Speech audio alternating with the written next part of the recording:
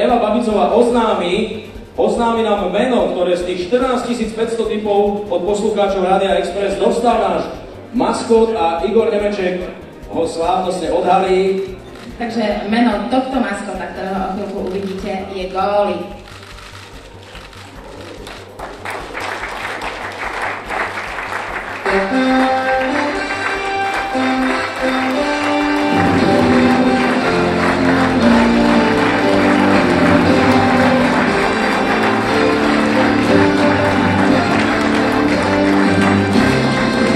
Odpočítavanie teraz 10, 9, 8, 7, 6, 5, 4, 3, 2, 1 a jedno tu!